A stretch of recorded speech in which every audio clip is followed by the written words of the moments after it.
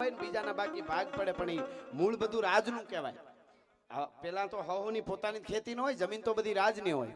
હવે અહીંયા લૂંટારાની એટલી બધી ફાઇટ કે કોઈ એનું ખળાનું રક્ષણ કરવા ન જાય. એ રાજાનું ખળું જે હોય એનું, એમાં ગામમાં ઢોલ વગાડવામાં મરદનું ફાટ્યું કોઈ એવો ખરો કે ખળાનું રક્ષણ કરે રાજના બાજરાનું. એટલે એ વખતે ઝીણીઓ કરી અને કોળી અને મરદના ફાડિયા જેવો આદમી, અને પોતે શોખથી જમૈયો રાખે, ભેટમાં ભાલું રાખે, તરવાર રાખે, મરદ માણસ. આ બનેલી ઘટના છે. વચ્ચે વાત યાદ આવી એટલે કહી દઉં. અને એને કીધું કે હું જે હોય પણ હવે ગામ આખામાં પડકારો થતો હોય તો ગામની આબરૂ જાય ને, કોઈ ન હોય તો હું તમારા ખળાનું રક્ષણ કરીશ. ને રાજના ખળાનું રક્ષણ કરવા મજૂર તરીકે રાતનો એ રહ્યો ખળાવાડમાં. રાતના 12 વાગ્યા, 1 વાગ્યો અને 1 વાગે ત્રમ ત્રમ ત્રમ ત્રમ ત્રમ ત્રમ ત્રમ તમારા રાતમાં બોલે છે. રાત પોતે જાણે કાળ બનીને આવતી હોય એવી દેખાવા માંડાણી. એવે ટાણે લૂંટારાઓ ગાડા લઈને આવ્યા, 5, 10, 15 જણા. અને એને આમ આવતા છેટેથી જોયા, અવાજ આવ્યો કબડ કબડ બૂટ ઈ વખતના. એટલે તરત જ ઊભો થઈ ગયો ઝીણીઓ, ખોખારો ખાધો, મૂછું મૂછું હરકી કરવા માંડાણો. આમ છેટેથી આમ આવતા જોયા, એ કોણ છો? 2-3 જણા એકારે બોલી ગયા. એટલે કીધું કે રખોલ્યો શું આ બાજરાનો, તમે કોણ છો? અરે બાજરો લેવા આવ્યા છે, ગાડા ભરવા. અરે રાજનો બાજરો છે. રાજનો છે તો તારે શું છે? ઉપાડ. કે આજ મારું રખોલું છે આના માથે. નામ શું? ઝીણીઓ. કેવો છો? કોળી છું. એમ? હા. તારી બાયડી ને છોકરા ઘેરે રાહ જોતા હોય છે, છોકરા રખડી પડી છે, વયો જા.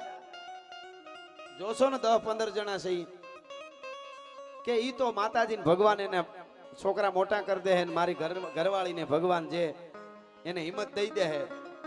બાકી રખોલું કરવા માટે આ ખળાનો રાજે મને હોપ્યો હોય અને હું જીવતો ત્યાં સુધી બાજરાની મુઠ્ઠી ભરવા દઉં તો હું કોળીનો દીકરો ન કહેવા ભલા માણસ. મારી આ પ્રતિજ્ઞા છે, આ બનેલી ઘટના કહું છું તમને. હે કે હા, ઘડીક વાર આમ કીધું, ડરાવ્યો. બીજું ત્રીજું મોતની વાતો કરી તો કઈ મોત તો બધાને ગમે એક દી આવવાનું છે, એ બીજી રહેવા દો, છેટા રહેજો.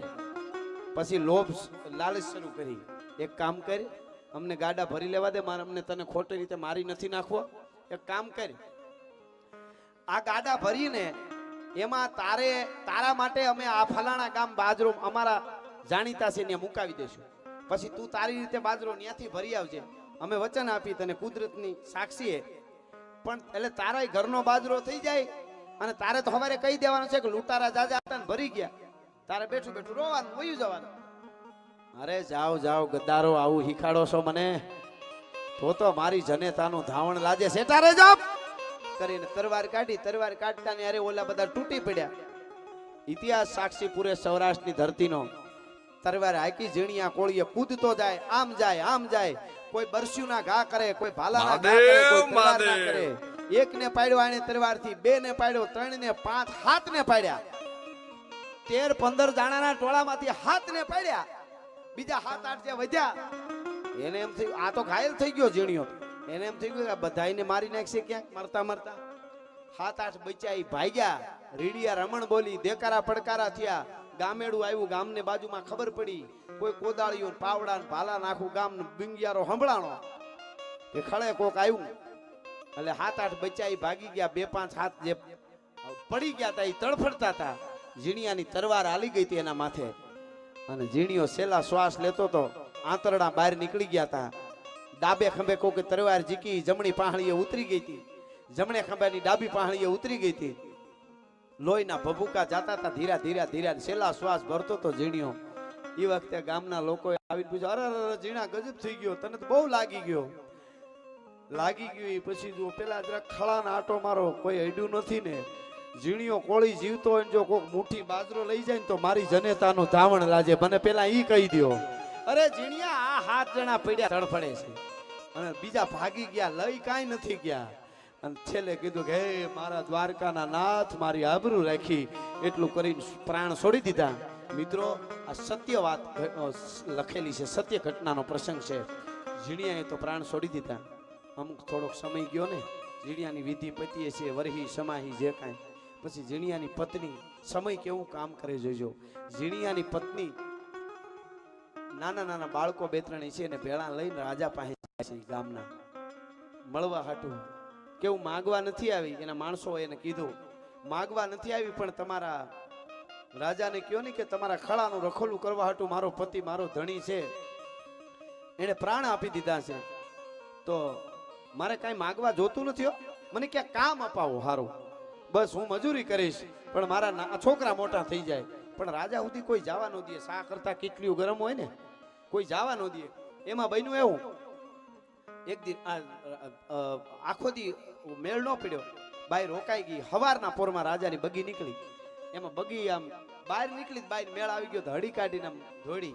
તો મંત્રી કોક એવા માણસો હોય ને એ આડા ફરે, બાઈ સેટી સેટી સેટી રાજા પાસે, અરે તમારા રાજાને કયો ને હું ઝીણિયા કોળીની પત્ની છું, મારે ખાલી વાત કરવી છે. કેવો ઝીણિયો કોળી?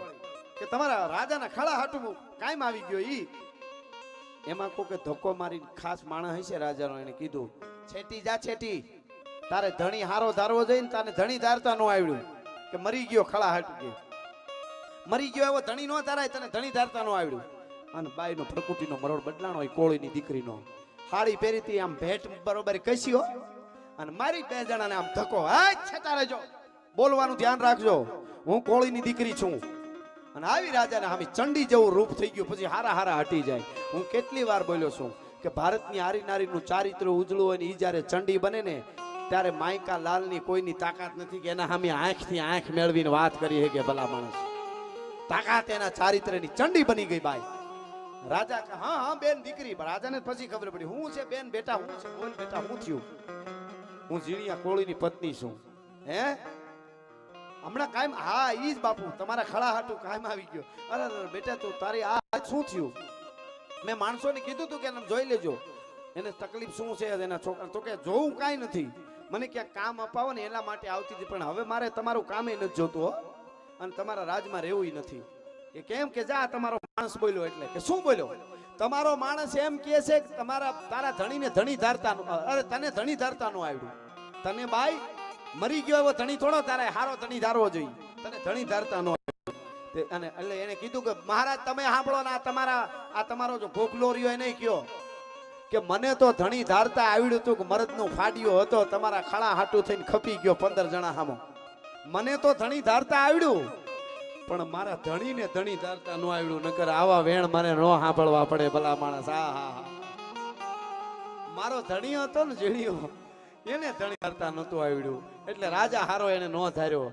રાજાએ માફી માંગી કે બેન દીકરી બેટા મને ખબર ન હોય, મારા સુધી પૂરી વાત ન આવે, મેં તો કીધું જ હોય.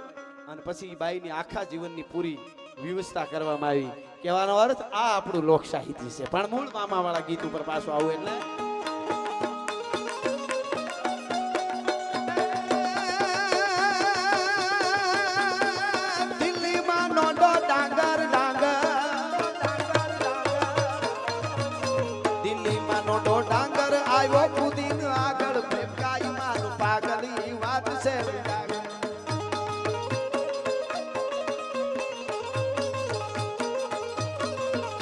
અડીખમ સગુ આયર છે પેટ જેના હાયર, કોઈ દિન હોય કાયર જગમાં વાત જાય જાય.